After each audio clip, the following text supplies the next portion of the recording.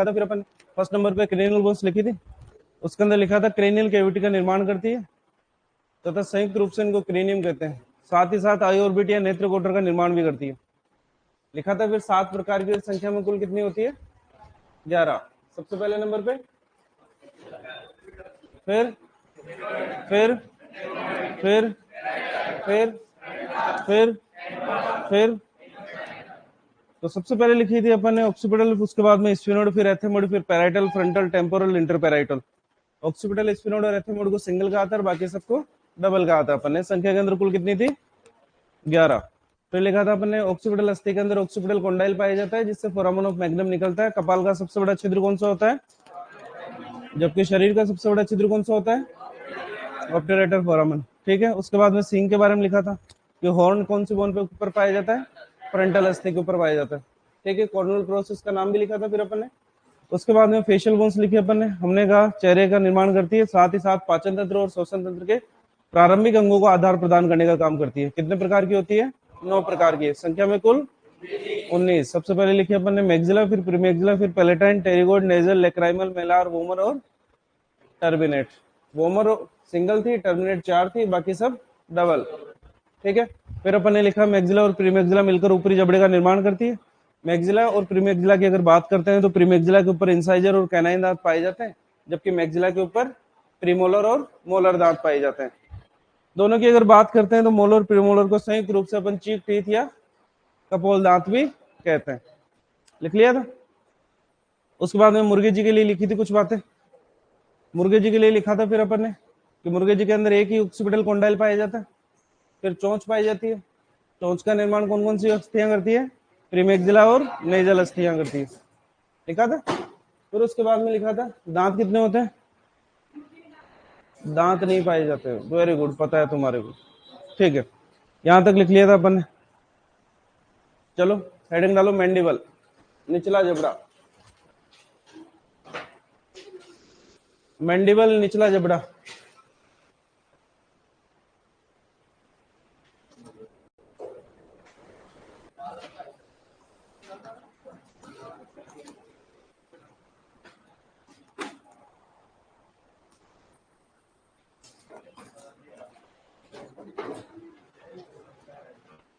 Mandible या निचला जबड़ा दिख जाएगा क्या तुम्हारे को यहां से? है फिर अब काम तो सारे हो रहे हैं, लेकिन अब तुम बैठे ऐसी जगह, क्योंकि मैं लेफ्ट ही रह गया, तुम्हारे को वैसे भी नहीं दिखना है। यहाँ से पीछे बैठ जाओ जाके।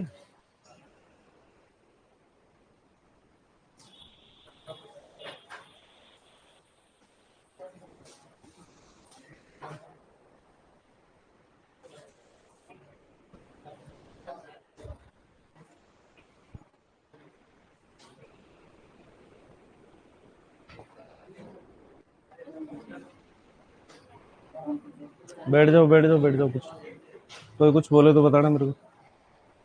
चलो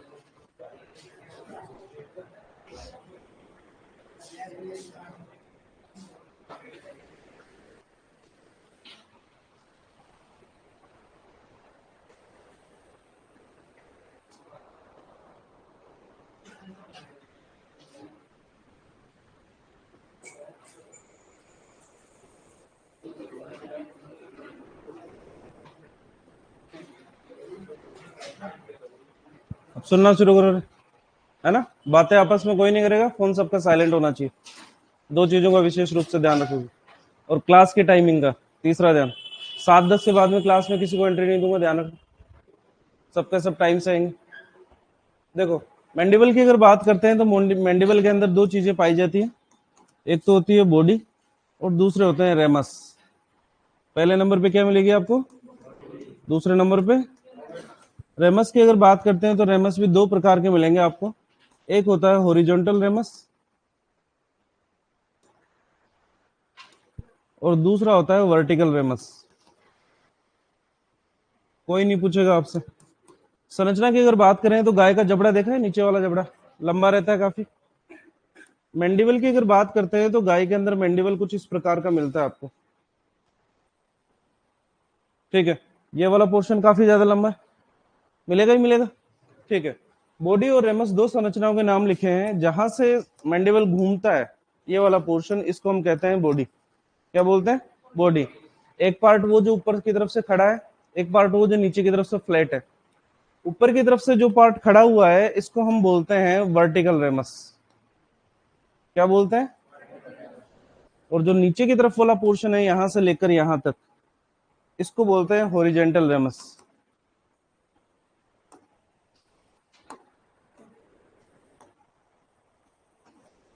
कौन सा रेमस बोलेंगे? Horizontal ramus. निचले जबड़े के अंदर अगर बात करते हैं तो आगे की तरफ जबड़ा किसका है? गाय का। आगे की तरफ ये दांत मिलेंगे आपको, कौन से वाले? इंसाइजर मिलेंगे। कैनाइन मिलते हैं क्या? नहीं मिलते। पीछे की तरफ आपको दांत मिलेंगे, गिनने की कोशिश कोई नहीं करेगा, वैसे बना रहा हूं मैं। ये बेसिकली कौन कौन से होंगे? प्रीमोलर और मोलर। और प्रीमोलर और मोलर को संयुक्त रूप से क्या बोलते हैं? चीक टीथ कहते हैं। लिखवा दिया था वापस से, ठीक है। आप देखोगे यहां पर कि गाय के अंदर अगर कैनाइन पाया भी जाता, मान लो गलती से कैनाइन मिल भी जाता, कैनाइन कितना होता? एक ही होता है ना। अगर किसी जानवर के अंदर कैनाइन पाए जाते हैं तो चार ही मिलते हैं, दो ऊपर दो नीचे, एक इस तरफ एक इस तरफ, एक इस तरफ एक इस तरफ। अगर एक दांत हो भी जाता है यहां पर तो भी ये स्पेस खाली बचता, बचता कि नहीं बचता? इस स्पेस को हम बोलते हैं डायस्टेमा। क्या बोलते हैं? तो डायस्टेमा बेसिकली वो स्पेस है जो इंसाइजर और प्रीमोलर के बीच के अंदर पाया जाता है। इस डायस्टेमा का सर्वाधिक उपयोग करते हैं अपन ड्रेंचिंग के लिए। ड्रेंचिंग क्या होती है? मुंह से दवाई पिलाना। तो जब जानवर को पकड़ते हैं ना अपन, नीचे से जबाड़ी पकड़ते हैं, निचला जबड़ा पकड़ते हैं, और डायस्टेमा वाला पोर्शन के अंदर अपनी फर्स्ट उंगली और अपना अंगूठा लगाते हैं, क्योंकि जानवर के अंदर अगर मुंह भी बंद कर लेगा ना तो भी हमारे पास में यहाँ पर इतना स्पेस रहता है कि जबड़े के बीच में हमारी उंगली आती नहीं, अंगूठा आता नहीं, और सुरक्षित रहता है। क्लियर है? ठीक है, जो पूछा जाता है वो सुनो अब यहाँ पर। हॉरिजेंटल रेमस के अंदर एक छिद्र पाया जाता है जिसको हम बोलते हैं मेंटल फोरामन। कौन सा फोरामन? मेंटल फोरामन। मेंटल फोरामन की अगर बात करते हैं तो नाम से ऐसा लगता है जैसे दिमाग से संबंधित है। बोलते हैं ना भाई मेंटल है क्या, पागल है क्या? पागल कहां से होता है? दिमाग से। तो मेंटल फोरामन पूछा जाता है आपसे कि मेंटल फोरामन निम्न में से किस में पाया जाता है?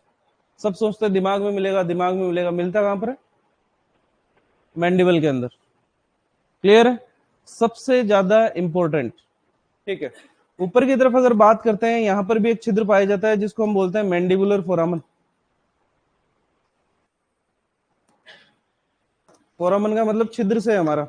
मैंडिबुलर फोरामन का तो नाम से पता लग जाना है कि किसके अंदर मिलेगा? मैंडिबल के अंदर मिलेगा। तो मैंडिबुलर फोरामन के बारे में आपसे कोई भी नहीं पूछता है, आपसे पूछा जाता है किसके बारे में? मेंटल फोरामन की। मेंटल फोरामन कौन सी बोन के अंदर पाया जाता है? और आंसर क्या दोगे? मैंडिबल। मैंडिबल आगे की तरफ कहीं से जुड़ा हुआ नहीं है, लेकिन ऊपर की तरफ जुड़ा हुआ है किससे? टेम्पोरल अस्थि से। किससे? टेम्पोरल अस्थि से। टेम्पोरल अस्थि से जुड़ने के लिए यहां पर अगर बात करते हैं, ये जो बीच में खांच है इसको बोलते हैं articular facet. Articular facet, facet मतलब जुड़ने की जगह, आर्टिकुलर जहां से जुड़ता है। तो बेसिकली टेम्पोरल अस्थि के अंदर एक गड्ढा पाया जाता है जिसको बोलते हैं टेम्पोरल फोसा। उस टेम्पोरल फोसा के अंदर यहाँ पर ये आर्टिकुलर प्रोसेस जाकर फंस जाता है उसके अंदर। ऊपर की तरफ प्रोसेस पाया जाता है जिसको बोलते हैं हम, नाम याद रखोगे, कोरोनॉइड प्रोसेस। कौन सा प्रोसेस? कोरोनॉइड प्रवर्ध। ये मिलेगा। ये दो चीजें इंपॉर्टेंट है आपके लिए, पहले नंबर पे मेंटल फोरम और दूसरे नंबर पे कोरोनॉइड प्रोसेस। नीचे की तरफ ये जो संरचना पाई जाती है इसको हम बोलते हैं कॉन्डाइल। क्या बोलते हैं? कॉन्डाइल, जो जबड़े को इधर उधर हिलने नहीं देगा बस। ठीक है ना। तो मैंडिबल के अंदर डायग्राम हमारे लिए ज्यादा इंपॉर्टेंट है नहीं, ना डायग्राम से हमारे से क्वेश्चन पूछे जाएंगे कभी, क्योंकि एग्जाम के अंदर अभी तक ऐसा कोई क्वेश्चन नहीं आया है जिसके अंदर कोई डायग्राम दिया गया हो और पूछा गया हो कि भाई इसका नाम क्या है। आपको ऑब्जेक्टिव टाइप का क्वेश्चन पूछा जाएगा, पूछने के लिए आपके पास में दो ही चीजें हैं। मेंटल फोरामन कौन से अस्थि के अंदर पाया जाता है? मैंडिबल के अंदर। और कोरोनॉइड प्रोसेस किस में पाया जाता है? मैंडिबल के अंदर। क्लियर है? सबके मैंडिबल की अगर बात करते हैं तो कुत्ते जी की अगर बात करते हैं, डॉग की,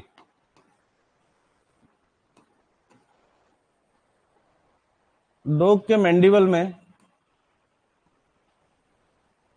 एंगुलर प्रोसेस इसको बोलते हैं कोणीय प्रवर्ध पाया जाता है। क्वेश्चन इंपॉर्टेंट है, पूछा जाएगा आपसे। एंगुलर प्रोसेस या कोणीय प्रवर्ध किस जानवर के अंदर पाया जाता है? किसके अंदर मिलेगा? ये अलग से आपको याद रखने की आवश्यकता पड़ेगी। तो मैंडिबल की अगर बात करते हैं तो मैंडिबल के अंदर दो चीजें पाई जाएगी, बॉडी और रेमस। रेमस कितने प्रकार के होंगे? सबसे पहले, दूसरे नंबर पे वर्टिकल रेमस के अंदर कौन सा फोरामन? मैंडिबुलर फोरामन। जबकि हॉरिजॉन्टल रेमस में मेंटल फोरामन। वर्टिकल रेमस के अंदर ही टेम्पोरल से जुड़ने के लिए कोरोनल प्रोसेस, आर्टिकुलर प्रोसेस और कॉन्डाइल, ये तीनों संरचना ही पाई जाएगी। अब ये इतना डिटेल कोई नहीं पूछेगा कि वर्टिकल रेमस में मिलेंगे या हॉरिजॉन्टल रेमस में, सिर्फ बोन का नाम याद रखना है आपको, इसके अलावा याद रखने की आवश्यकता नहीं है। क्लियर है सबको? दो चीजें लिखोगे और इसके अलावा एंगुलर प्रोसेस के बारे में लिखेंगे। लिखो इसके अंदर,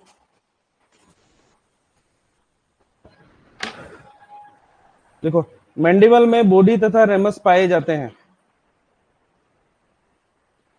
मैंडिबल में बॉडी तथा रेमस पाए जाते हैं।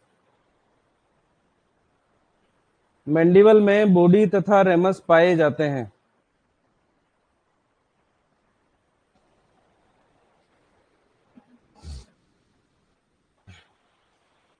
मैंडिबल में बॉडी तथा रेमस पाए जाते हैं। मैंडिबल में बॉडी तथा रेमस पाए जाते हैं। नेक्स्ट लाइन लिखो। मैंडिबल ऊपर की ओर, मैंडिबल ऊपर की ओर, मैंडिबल ऊपर की ओर टेम्पोरल अस्थि से जुड़ा रहता है। मैंडिबल ऊपर की ओर कौन सी अस्थि से? टेम्पोरल अस्थि से जुड़ा रहता है।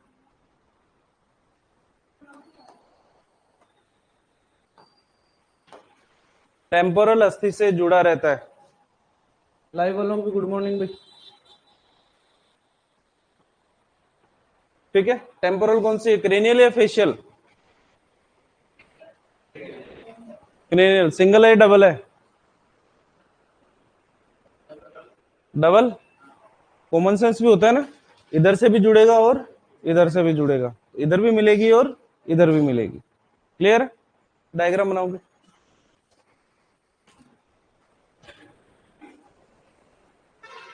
फिर से कह रहा हूं, डायग्राम की सुंदरता पे कोई ध्यान नहीं देगा, लेकिन ऐसा जरूर बना लेना कि दिमाग आपका ये नहीं कि मालिक ये क्या कचरा बनाया, खुद को समझ में आ जाना चाहिए।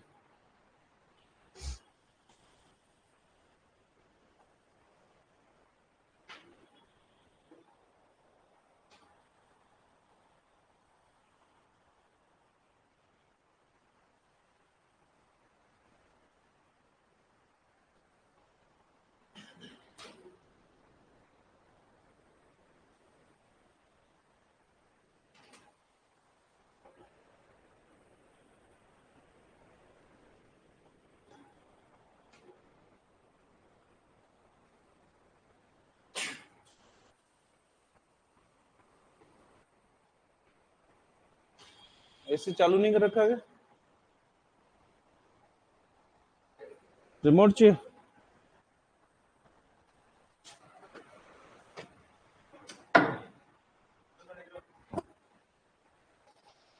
चला देते ना कहीं।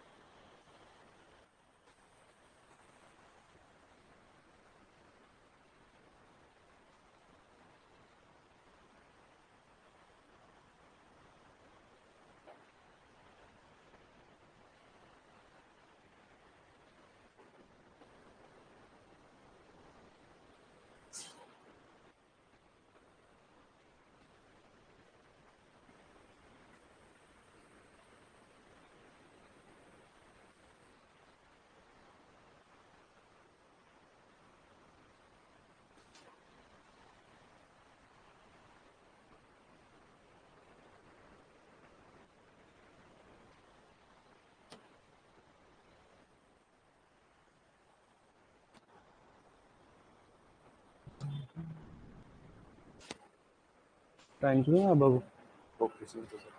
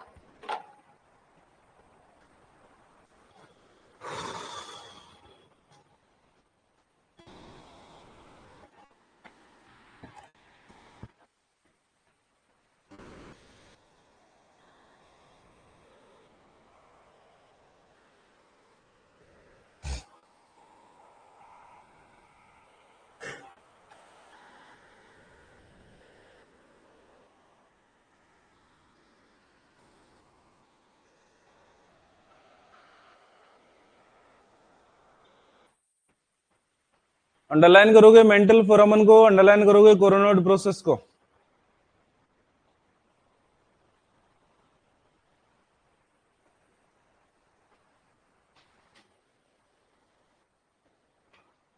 अच्छा ये थोड़ी सी इंग्लिश ज्यादा लिख देता हूँ, इससे समस्या है क्या किसी को? बोल देना भाई, ऐसा कुछ नहीं है, लिख देंगे, हिंदी लिख देंगे अपन।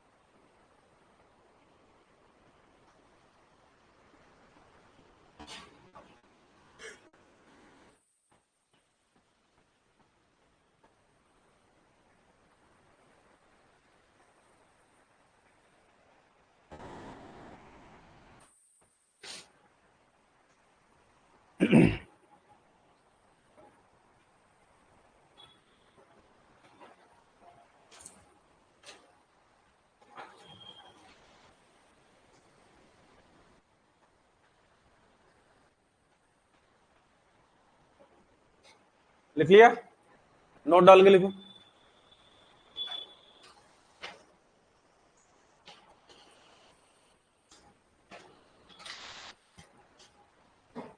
इसकी पीडीएफ मिल जाती है आपको वैसे ऐप के ऊपर, नोट डाल के लिखो। डॉग के मैंडिबल में एंगुलर प्रोसेस या कोणीय प्रवर्ध पाया जाता है। डॉग के मैंडिबल में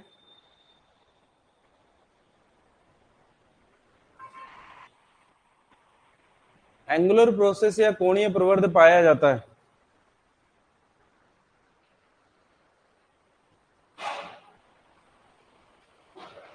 डॉग के मैंडिबल में एंगुलर प्रोसेस या कोणीय प्रवर्ध पाया जाता है।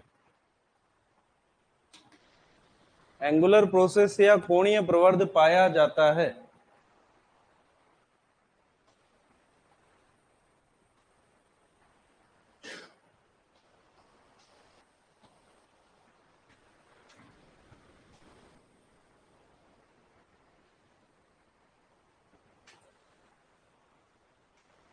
दिक्कत यहां तक?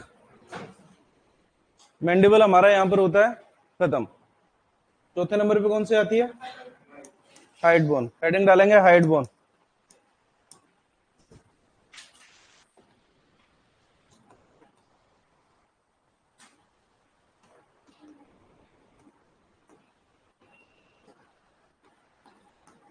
सर एक बार फिर से समझा दो इसको स्टार्टिंग से। समझो समझो, इधर समझो पहले। मैंडिबल की अगर बात करते हैं तो दो संरचनाएं, बॉडी और रेमस। हमारे खुद के मैंडिबल से अगर तुलना करें तो बॉडी वो पोर्शन होगी जो ऊपर की तरफ से नीचे आके जहां पर घूमेंगे ना, इस पोर्शन को तो अपन बॉडी बोलेंगे। ऊपर की तरफ वर्टिकल रेमस और नीचे वाला हॉरिजॉन्टल रेमस है, ठीक है। ये निचला जबड़ा लेफ्ट साइड और राइट साइड दोनों से बराबर, जितना इधर है उतना ही इधर है, बीच के अंदर से जुड़ा हुआ है। जॉइंट का नाम है मैंडिबुलर सिम्फाइसिस। क्या नाम है? आगे जाके टाइप्स ऑफ जॉइंट पढ़ेंगे आर्थ्रोलॉजी के अंदर, वहां पर सिम्फाइसिस एक प्रकार का जॉइंट आएगा। एग्जाम्पल के अंदर दो नाम लिखेंगे, एक तो पेल्विक सिम्फाइसिस और एक मैंडिबुलर सिम्फाइसिस लिखेंगे। वहां पर कि दो समान अस्थियां आपस में एक साथ जुड़ी रहती है, बिल्कुल सेम होनी चाहिए। तो यहाँ पर लेफ्ट साइड और राइट साइड वाली दोनों बिल्कुल सेम है, इसलिए जॉइंट का नाम क्या दिया है? Mandibular symphysis. वर्टिकल रेमस की अगर बात करते हैं तो ऊपर की तरफ से ही टेम्पोरल अस्थि से जुड़ा रहता है। इसके अंदर आपको एक प्रोसेस मिलेगा जिसको कोरोनॉइड प्रोसेस कहते हैं। बीच के अंदर एक आर्टिकुलर फैसेट है और कॉन्डाइल है। कॉन्डाइल बेसिकली वो संरचना होगी जो मैंडिबल को इधर उधर हिलने से रोकेगी। आगे टर्मिनोलॉजी पढ़ेंगे उस टाइम पे बात करेंगे अपन इसकी। वर्टिकल रेमस के अंदर एक छिद्र पाया जा रहा है जिसको मैंडिबुलर फोरामन कहते हैं। कोई नहीं पूछेगा हमारे से, लेकिन हॉरिजॉन्टल रेमस के अंदर जो छिद्र पाया जाता है उसको हम कहते हैं मेंटल फोरामन। नाम से ऐसा लग रहा है जैसे दिमाग के अंदर पाया जाता होगा, लेकिन पाया किसमें जाता है? मैंडिबल के अंदर।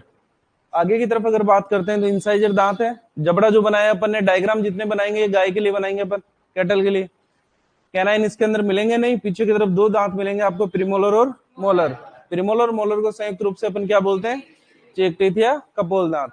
इंसाइजर और प्रीमोलर के बीच में रिक्त स्थान पाया जा रहा है जिसको क्या बोलेंगे? डायस्टेमा बोलेंगे, ठीक है। हाइड बोन की अगर बात करते हैं तो हाइड बोन बेसिकली जीभ के अधर भाग में छिपी रहती है, मैंडिबल से जुड़ी हुई।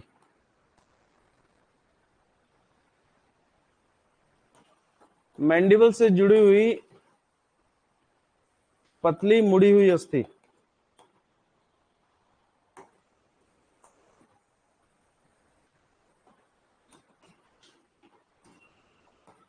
जीभ के अधर भाग, अधर का मतलब वेंट्रल, नीचे की तरफ छिपी होती है, आपको दिखाई भी नहीं देती, जिसे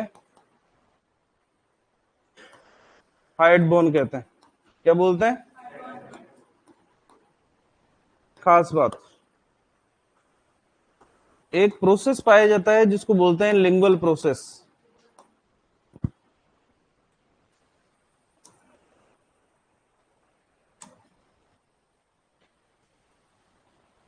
मक्खी बैठ गई इसके ऊपर कहीं ना।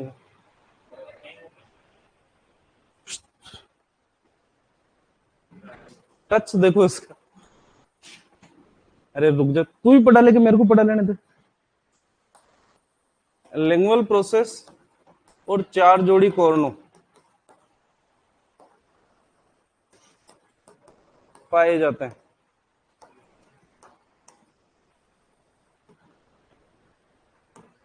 एक प्रोसेस पाया जाता है जिसको हम कहते हैं लिंगुअल प्रवर्ध,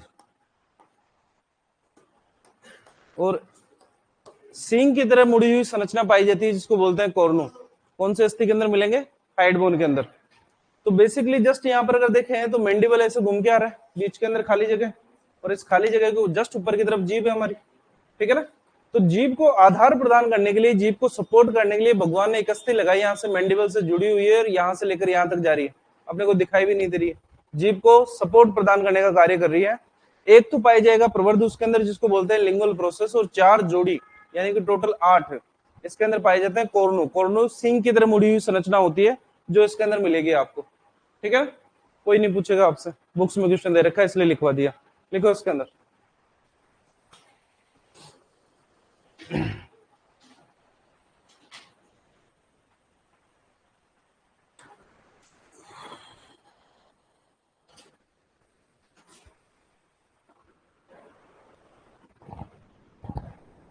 मैंडिबल से जुड़ी हुई, लिखो मैंडिबल से जुड़ी हुई, मैंडिबल से जुड़ी हुई एक पतली मुड़ी हुई अस्थि। मैंडिबल से जुड़ी हुई एक पतली मुड़ी हुई अस्थि, एक पतली मुड़ी हुई अस्थि जीभ के अधर भाग में छिपी रहती है। मैंडिबल से जुड़ी हुई एक पतली मुड़ी हुई अस्थि जीभ के अधर भाग, अधर का मतलब नीचे होता है, वेंट्रल बोलते हैं, आगे टर्मिनोलॉजी पढ़ेंगे, डोर्सल रहेगा जस्ट इसका अपोजिट। मैंडिबल से जुड़ी हुई एक पतली मुड़ी हुई अस्थि जीभ के अधर भाग में पाई जाती है, जीभ के अधर भाग में पाई जाती है, जिसे हाइड अस्थि कहते हैं या हाइड बोन कहते हैं, जिसे हाइड बोन कहते हैं, जिसे हाइड बोन कहते हैं, जिसे हाइड बोन कहते हैं, जिसे हाइड बोन कहते हैं। इसमें एक लिंगुअल प्रोसेस तथा 4 जोड़ी कोर्नू पाए जाते हैं। इसमें एक लिंगुअल प्रोसेस तथा 4 जोड़ी कोर्नू पाए जाते हैं। इसमें एक लिंगुअल प्रोसेस तथा 4 जोड़ी कोर्नू पाए जाते हैं। इसमें एक लिंगुअल प्रवर्ध तथा 4 जोड़ी कोर्नू पाए जाते हैं। इसमें एक लिंगुअल प्रवर्ध तथा 4 जोड़ी कोर्नू पाए जाते हैं। 4 जोड़ी क्या मिलेंगे? कोर्नू। बुक्स में दे रखा है, आपसे कोई भी नहीं पूछेगा, जो पूछेगा वो क्वेश्चन सुनो। क्वेश्चन पूछा जाएगा कपाल में कुल कितनी अस्थियां पाई जाती है?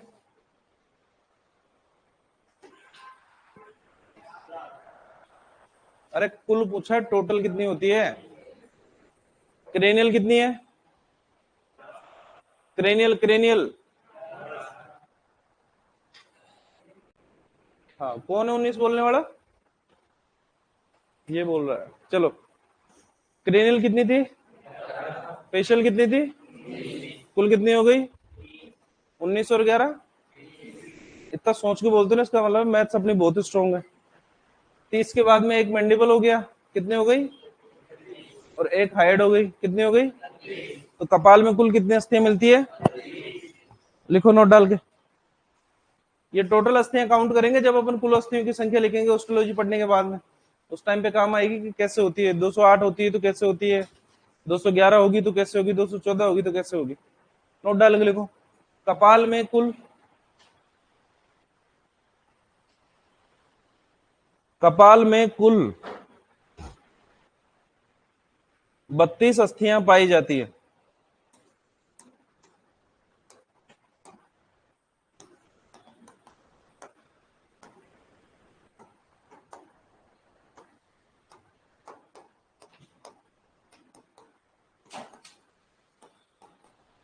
बत्तीस अस्थियां पाई जाती है। इंपॉर्टेंट है, याद रखोगे। कपाल में कुल 32 अस्थियां पाई जाती हैं। क्लियर है? कपाल हमारा यहां पर होता है खत्म। कपाल के बाद में क्या आता है? कशेरुकदंड। पहले कपाल, फिर कशेरुकदंड पढ़ेंगे, फिर पसलियां, फिर स्टर्नम, आगे वाला पैर और पीछे वाला पैर। बीच के अंदर एक छोटा सा टॉपिक आता है जिससे एक क्वेश्चन आता है हमारा। हेडिंग डालो शब्दावली या टर्मिनोलॉजी।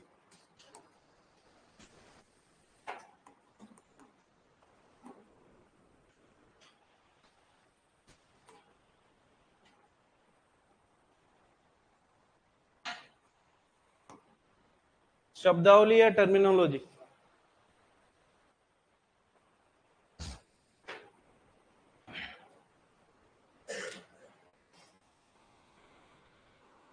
शब्दावली या टर्मिनोलॉजी।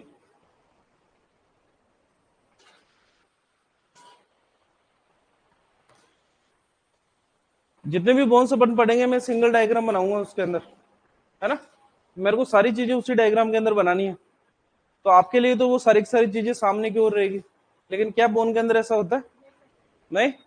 तो कोई बोन ऐसी होगी जिसमें सामने की तरफ कुछ और होगा, पीछे की तरफ कुछ और होगा, साइड में कुछ और, अंदर की तरफ कुछ और, ऊपर नीचे सब तरफ कुछ अलग अलग चीजें होगी। तो जब थ्योरेटिकल क्वेश्चन आते हैं हमारे पास में, जैसे कॉलेज टाइम के ऊपर आपके पास में आते हैं, तो उस टाइम पे हमारे को बताना पड़ता है कि एग्जैक्ट पोजीशन क्या है। और एग्जैक्ट पोजीशन बताने के लिए आपको कुछ टर्म्स का उपयोग करना पड़ता है, तब जाके अगले को पता लगेगा कि कहां पर कौन सी चीज है। ठीक है, आप कहना चाह रहे हो कि इसके आगे की तरफ है, आगे से मतलब सामने की ओर है ना। उसको हम बोलते हैं एंटीरियर। क्या बोलेंगे? कोई चीज जो पीछे की तरफ होगी वो क्या कहलाएगी? पोस्टीरियर। मान लो जैसे फॉर एग्जांपल अगर ह्यूमरस की बात करते हैं, मैं आपके सामने खड़ा हूं, ये वो पोर्शन है जो आपको सामने की तरफ से दिखाई दे रहा है। मान लो स्किन को हटा दो, मसल्स को हटा दो, सारा सब कुछ, सिर्फ ह्यूमरस बोन की बात कर रहे हैं। तो जो आपको दिखाई दे रहा है वो क्या कहलाएगा, और जो आपको जस्ट इसके पीछे की तरफ ही दिखाई नहीं दे रहा, क्लियर है पहली बात, दिक्कत इसके अंदर नहीं। आप देखोगे एक सिंगल लाइन आती है मेरे शरीर के अंदर जो मेरे शरीर को बिल्कुल दो बराबर भागों में बांट देगी, लेफ्ट साइड और राइट साइड के अंदर।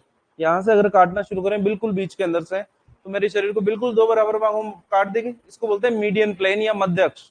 क्या बोलेंगे, मीडियन प्लेन या मध्य अक्ष।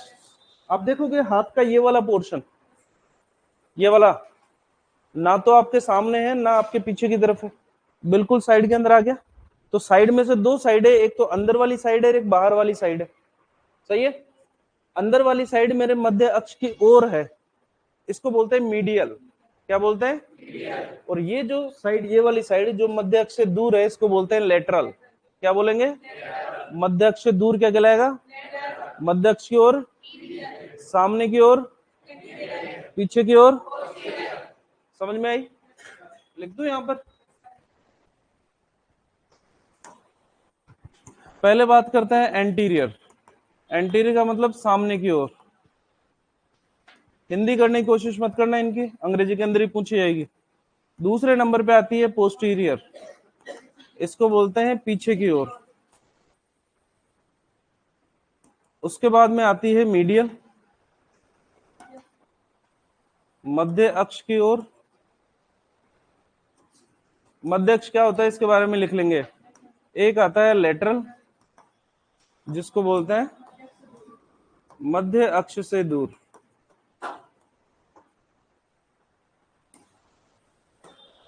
ठीक है, एक कोई चीज होगी जो बिल्कुल बीच में होगी, ना तो मध्य अक्ष की ओर होगी ना मध्य अक्ष से दूर होगी, दोनों के बीच में होगी, उसको बोल देते हैं अपन मिडल। क्या बोलते हैं, का मतलब बीच में। लेटरल, मिडल और मिडल मीडियल, इन तीनों की जरूरत पड़ती है जब अपन करते हैं एमपीडी। एमपीडी नाम सुना है, क्या मतलब होता है एमपीडी का पूरा नाम क्या है, मीडियल पटेलर डेस्मोटोमी। मीडियल यानी कि मध्य अक्ष की ओर, पटेलर यानी पटेला के पाए जाने वाला, डेस्मोटोमी, डेस्मो का मतलब क्या होता है, डेस्मोलॉजी किसका अध्ययन होता है, लिगामेंट्स का, और टोमी का मतलब होता है काटना। रोमिनोटोमी मतलब रूमन को काटना, डेस्मोटोमी यानी लिगामेंट को काटना। तीनों की जरूरत पड़ती है जब अपन करते हैं एमपीडी। इन जनरल बात करें अगर, ये फीमर है, फीमर के जस्ट नीचे की तरफ क्या है, क्या होती है, और यहां पर पाई जाती है बीच के अंदर कौन सी बोन, पटेला। गाय भैंस के अंदर त्रिकोणाकार होती है। इस पटेला को मूवमेंट को बनाए रखने के लिए तीन लिगामेंट पाए जाते हैं। कितने लिगामेंट, एक, दो और तीन, ये तीन लिगामेंट है। ठीक है, जो मध्य अक्ष की, मान लो ये पैर है आपका लेफ्ट साइड का है ना, जानवर के अंदर लेफ्ट साइड वाला पैर है, तो ये वाली जो सरफेस होगी ये थनों की तरफ होगी, इसको क्या बोलेंगे, मीडियल। ये वाला जो लिगामेंट रहेगा इसको बोलेंगे मीडियल पटेलर लिगामेंट।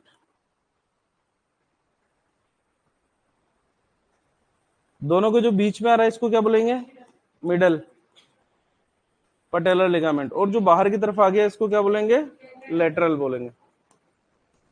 तीन लिगामेंट पाए जा रहे हैं। एमपीडी कभी देखी है आपने, फील्ड के अंदर करिए कभी। आप में से कौन है जिसने फील्ड देखा हो थोड़ा बहुत भी, कोई है ऐसा जिसने फील्ड देखा है, प्रैक्टिस करिए, मतलब थोड़ी बहुत, थोड़ी बहुत करिए, ठीक ठाक करिए,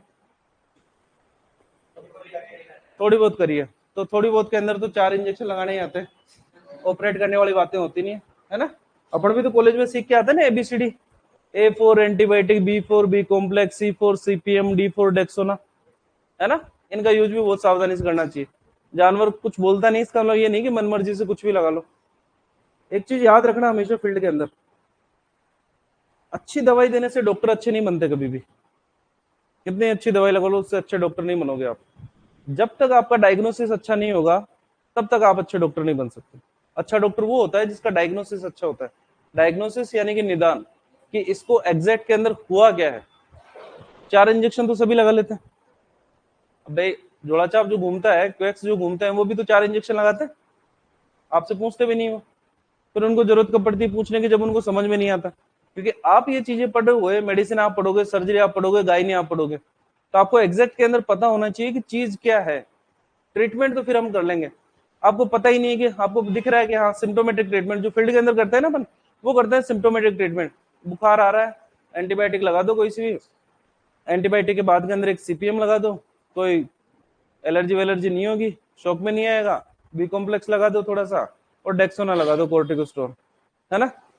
पहली बात, डेक्सोना को हम जीवन रक्षक औषधि कहते हैं, लाइफ सेविंग ड्रग कहते हैं, जिसका यूज अपन फील्ड के अंदर ऐसे ही करते रहते हैं मजे मजे के अंदर। जीवन रक्षक का मतलब है कब इस्तेमाल करना है, जब जिंदगी को खतरा हो। नॉर्मली तो जिंदगी को खतरा होता ही नहीं, अपन लगा रहे हैं डेक्सोना मजे से। फिर पता नहीं कि बुखार आ तो रहा है, देख लिया टेम्परेचर, ये बुखार आ तो रहा है, लेकिन बुखार क्यों आ रहा है ये ज्यादा जरूरी है हमारे लिए, कि किस वजह से आया है। तो डायग्नोसिस अगर अच्छा होगा ना आपका, तो हम अच्छे डॉक्टर कहलाएंगे, क्योंकि अपने को पता है कि ओरिजिनल में बीमारी क्या है, तो ट्रीटमेंट तो अपन कर देंगे उसका। जब बीमारी पता नहीं है तो कुछ भी लगा देंगे, फिर एरर, है ना, गलती करेंगे और सीखेंगे। 4 इंजेक्शन लगा दिए, ठीक नहीं हुआ, दूसरे दिन गए थोड़ा चेंज कर दिया, तीसरे दिन गए फिर एक चेंज कर दिया, तो वो वाली चीजें होती है जानवर के साथ में ऐसा। तो जानवर खराब करने का मतलब नहीं है, डायग्नोसिस पे ज्यादा फोकस करना कभी भी करो तो। एमपीडी की अगर बात करते हैं तो देखा है कभी जानवर को एमपीडी क्यों जरूरत पड़ती है? मूवी देखी होगी पुष्पा, झुकेगा नहीं साला, देखिए, है ना। तो जानवर भी पुष्पा बन जाता है उस केस के अंदर। नॉर्मली अपन चलते हैं तो हमारा जो नी जॉइंट होता है वो मूवमेंट करता है, थोड़ा सा घूमता है। क्यों घूमता है? क्योंकि पटेला ऊपर नीचे की तरफ ग्लाइड करती है, ऊपर की तरफ जाएगी फिर नीचे की तरफ जाएगी, ऊपर की तरफ जाएगी फिर नीचे की तरफ जाएगी। किसकी वजह से? इन लिगामेंट्स की वजह से। कई बार पटेला जो इस मूवमेंट के अंदर, इस पोजीशन के अंदर है, ये पटेला ऊपर की तरफ जाकर अटक जाएगी यहीं पर फीमर के ऊपर, वापस नीचे नहीं आएगी। जब ऊपर की तरफ जाकर अटेगी तो लिगामेंट्स के ऊपर इतना प्रेशर हो जाएगा कि लिगामेंट्स हमेशा तनी हुई स्थिति के अंदर ही रहेंगे, स्ट्रेचेज ही रहेंगे, रिलैक्स कभी होंगे नहीं। उस केस के अंदर जानवर फिर पैर को ऐसे घसीट के चलेगा। क्यों? क्योंकि नी जॉइंट तो मुड़ेगा नहीं, मुड़ेगा नहीं तो पैर को घसीट के चलेगा। उस केस के अंदर अपने को कुछ ही नहीं करना होता है, एक लिगामेंट को काटना होता है हमारे को। जानवर को लिटाया, लिगामेंट को काट दिया, जानवर को छोड़ दिया, जानवर नॉर्मल चलने लग गया। जैसे ही अपन इस मीडियल पटेलर लिगामेंट को काटते हैं, पटेला रिलैक्स हो जाती है, ऊपर नीचे मूव करने लग जाती है, जानवर नॉर्मल चलने लग जाता है। ठीक है, खास बात सुनो अब इसकी। जानवर को गिराना है, एक ब्लेड लेनी है अपने को, स्केल्पल ब्लेड 11 नंबर की चल जाएगी हमारे पास में। थोड़ा सा देखना है, नीचे निडल डाली, है ना, ब्लेड डाली, थोड़ा सा घुमाया, कट किया और जानवर को छोड़ दिया बस 10 सेकेंड। 10 मिनट तो गिराने के मान लो, 10 सेकेंड सिर्फ इस बात के कि डाली, ब्लेड डाली अपन ने, घुमाया, कट किया और निकाल लिया, 10 सेकेंड का काम है। ओनर को बोल दिया 2,000 रुपए चाहिए अपने को। कितने चाहिए? 2,000 रुपए। ओनर आपको 2,000 देता भी, देता है कि नहीं देता? देगा फील्ड के अंदर आपको, सिर्फ कट करने के, है ना। अब आप सोचोगे सर कट ही तो करना है, 2,000 रुपए किस बात के? 2,000 इस बात के हैं कि गलती से अगर ये वाला या ये वाला कट गया ना, रिजल्ट साथ के साथ है बस इसका। अगर सही काट दिया तो सही चलने लग जाएगी, और अगर इन दोनों में से गलती से कट गया कोई सभी, तो फिर वो खड़ी नहीं हो पाएगी जिंदगी भर, ओनर वहीं पे बांध लेगा आपको। ये सांप पहले पुष्पा बन के चल तो रही थी, अब तो खड़ी भी नहीं हो पा रही। फिर वो लेने के देने वाली कहावत तो सुनी होगी आपने। तो इस चीज का रिस्क क्या है? 2,000 रुपए कि छोटा सा ऑपरेशन है, लेकिन रिस्क कितना है? या तो बिल्कुल सही चलेगी या बिल्कुल ही नहीं चलेगी। पैसा इस बात का, इसलिए फील्ड के अंदर जल्दी से कोई करता नहीं। दूसरी बात, ओपन मेथड कोई काम में नहीं लेता इसके अंदर। ऐसा नहीं होगा कि इस जॉइंट के ऊपर से पूरी स्किन के ऊपर लंबा इंसिजन लगाया, फिर ओपन किया है इसको, मसल्स के अंदर इंसिजन लगाया, फिर ओपन किया, फिर लिगामेंट दिख रहा है और अपन ने काट दिया। ऐसा नहीं है, जस्ट फील करना है दोनों की तरफ से कि मिडिल और मीडियल के बीच के अंदर उंगलियां रखनी है, अंगूठा यहाँ पर, अंगूठा दूसरा यहाँ पर, दोनों के बीच के अंदर उंगली लगा के गड्ढा फील करना है, गड्ढे के अंदर ब्लेड डालनी है। अब ब्लेड तो डाल दी अपन ने ऐसे, अब फर्क इस चीज का घुमाना किधर है? अपन को घुमाना है ऐसे, काटना है इसको शार्प एंड। गलती से अगर इधर की तरफ कट गया तो इधर कट जाएगा, वो तो इधर कटते ही फिर वो खड़ी नहीं हो पाएगी, तब समस्या हो जाती है हमारे पास में। तो रिस्की ऑपरेशन है, लेकिन पैसा भी है, रिस्क है तो पैसा है।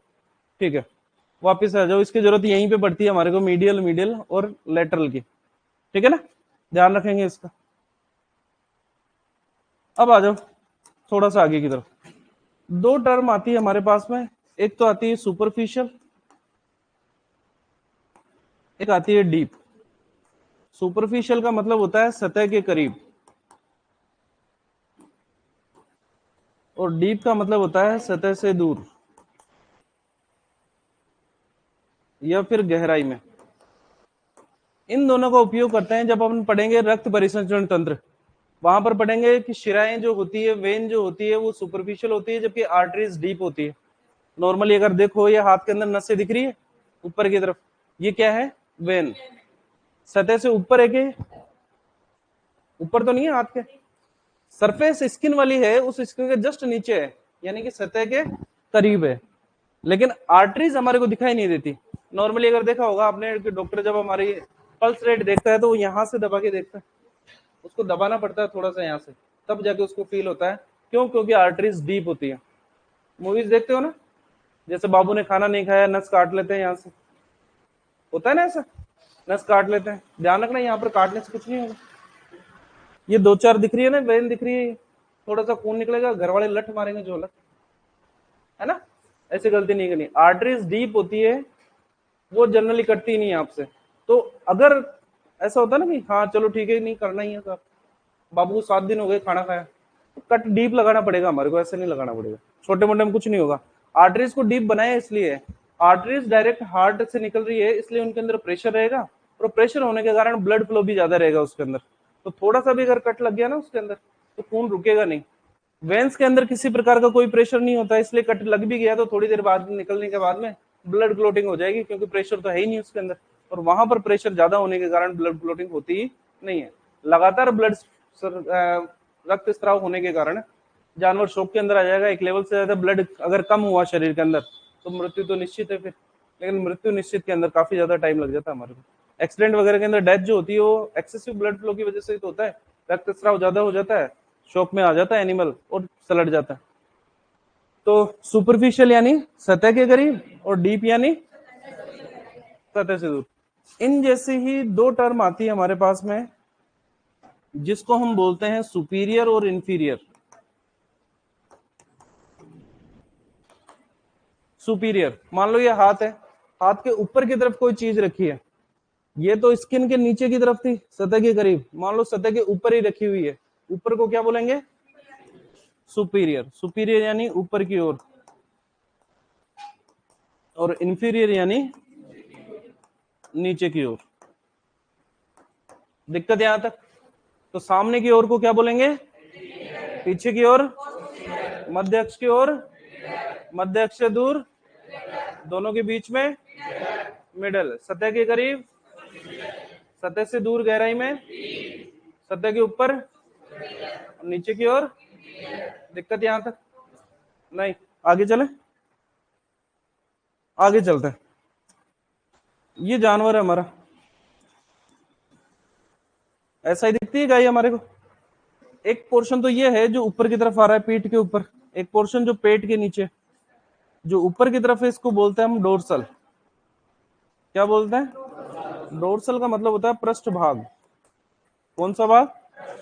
और नीचे की तरफ जो होता है इसको बोलते हैं वेंट्रल, इसको बोलते हैं अधर भाग। क्या बोलेंगे? अधर भाग। दो टर्म ये हो गई हमारे पास में। दिक्कत यहां तक? नहीं? ठीक है। इसके बाद में अगर बात करते हैं हम अक्ष की, अक्ष को हम प्लेन बोलते हैं। कौन कौन से अक्ष होता है? नॉर्मली अगर बात करते हैं अपन यहाँ पर, तो 3 अक्षों के बारे में पूछा जाता है हमारे से। एक पूछा था मीडियन प्लेन, एक होता है पैरामीडियन, और एक होता है ट्रांसफर प्लेन। अपनी ही बात कर लेते हैं, दूसरों पे क्यों जाना। ये मैं ही खड़ा हूं मान लो, एक पैर दूसरा पैर, ठीक है। एक लाइन ऐसी आएगी जो मेरे शरीर को बिल्कुल 2 बराबर भागों में बांट देगी, सिर्फ सिंगल लाइन होगी। इस लाइन को हम बोलते हैं मीडियन प्लेन।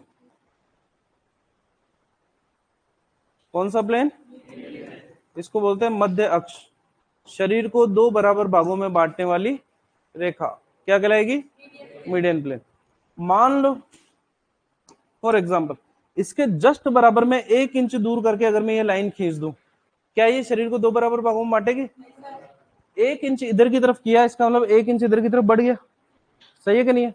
तो इसके बराबर में इसके पैरेलल के अंदर, समानांतर के अंदर कोई सी भी लाइन खींच लूं, इस लाइन को मैं बोलूंगा पैरामीडियन। क्या बोलूंगा? पैरामीडियन या सेजिटल प्लेन। क्या बोलेंगे इसको? पैरामीडियन या फिर सेजिटल प्लेन। तो शरीर को दो बराबर भागों में बांटने वाली रेखा को क्या बोलेंगे? Median plane. और मीडियन प्लेन के बराबर की कोई भी रेखा जो शरीर को दो बराबर भागों में नहीं बांटेगी क्या कहलाएगी? पैरामीडियन या सेजिटल प्लेन। दिक्कत इसके अंदर नहीं। एक रेखा ये हो सकती है इसके बिल्कुल 90 डिग्री के ऊपर, ये लाइन सीधी आ रही है, ये कोण कितने का बन रहा है? हो सकता है भाई ऐसे ऐसे ही तो काट रहे हैं, ऐसे भी तो काट सकते हो ना। इसको हम बोलते हैं ट्रांसवर्स प्लेन। कौन सा प्लेन? अनुप्रस्थ अक्ष। किसके बराबर होगा ये? जो मीडियन प्लेन हमारा आया है, इस मीडियन प्लेन के 90 डिग्री के ऊपर कहीं पे भी रेखा खींच लो ऐसे, इसको अपन क्या बोलेंगे? Transverse plane. ठीक है। मूड खराब हो जाए आपका, आप तिरछा भी तो काट सकते हो, ऐसे भी तो काट सकते हो सकता है मूड खराब होने में क्या है? इसको बोलते हैं ओब्लिक प्लेन। क्या बोलते हैं? Oblique plane. यानी कि तिरछी कोई भी रेखा वो क्या कहलाएगी? ओब्लिक प्लेन कहलाएगी। अब तिरछी के अंदर जरूरी नहीं कि प्रॉपर तिरछी हो, 45 डिग्री का ये एंगल हो, 30 का भी हो सकता है, 35 का भी हो सकता है, 40 का भी हो सकता है, कितने का ही हो, सारी की सारी कौन सी कहलाएगी? ओब्लिक प्लेन कहलाएगी। ठीक है। तो शरीर को दो बराबर भागों में बांटने वाली रेखा को क्या बोलेंगे? मीडियन प्लेन के समानांतर कोई भी रेखा मीडियन प्लेन से 90 डिग्री पर और तिरछी लाइन। दिक्कत यहां तक नहीं? लिखना शुरू करोगे पहले, पहले ये लिखोगे।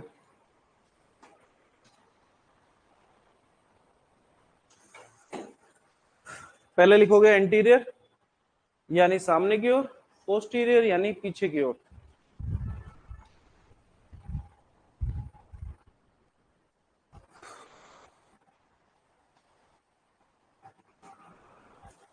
एंटीरियर यानी सामने की ओर, पोस्टीरियर यानी पीछे की ओर।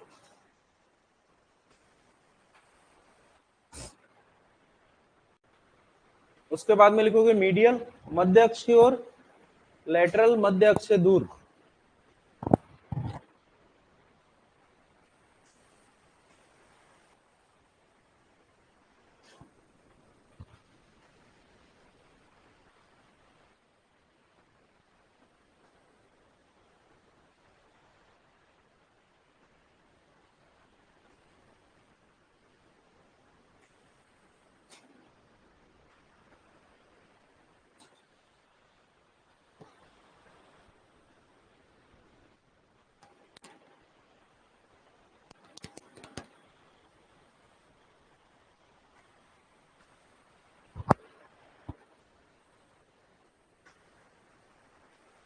फिर मिडल, सुपरफिशियल, डीप। मिडल यानी बीच में, सुपरफिशियल सतह के करीब, डीप यानी सतह से दूर गहराई में। उसके बाद में सुपीरियर इंफीरियर ऊपर की ओर और नीचे की ओर।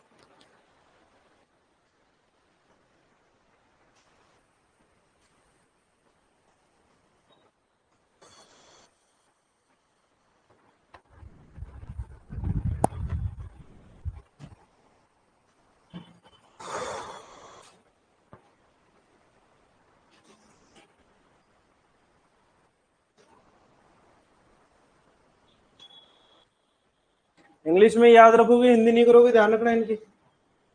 एंटीरियर को एंटीरियर ही बोलोगे।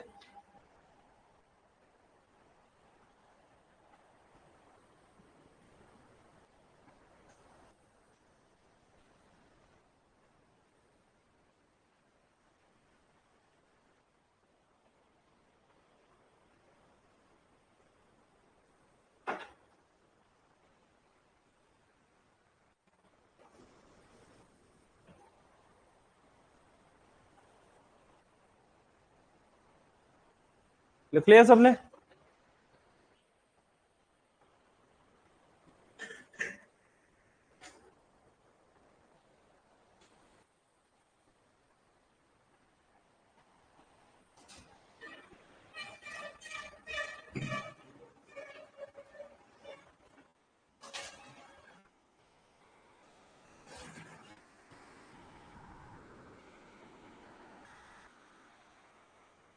डोर्सल वेंट्रल लिखो।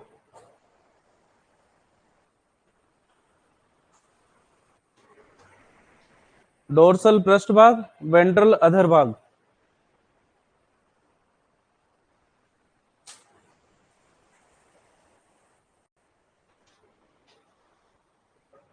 डोर्सल का मतलब पृष्ठ भाग, वेंट्रल का मतलब अधर भाग।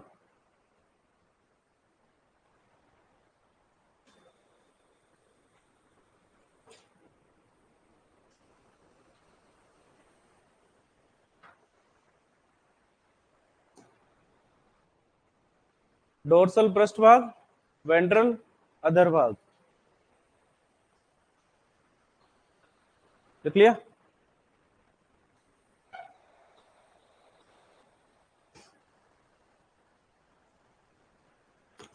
इसी के साथ में दो टर्म और समझो। एक टर्म आती है पामर, एक आती है प्लेंटर।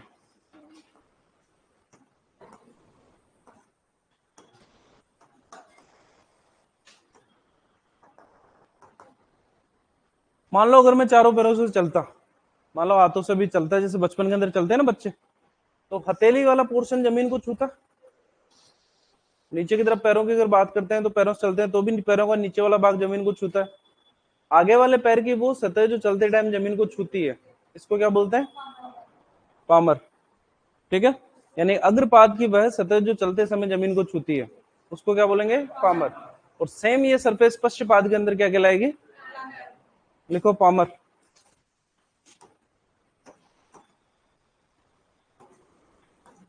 अग्रपाद की जमीन को छूने वाली सतह,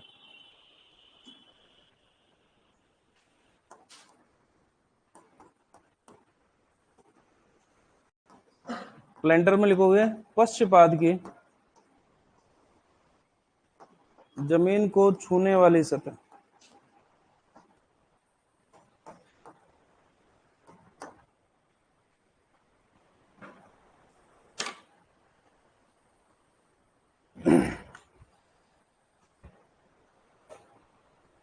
अग्रपाद की जमीन को छूने वाली सतह और पश्चपाद की जमीन को छूने वाली सतह।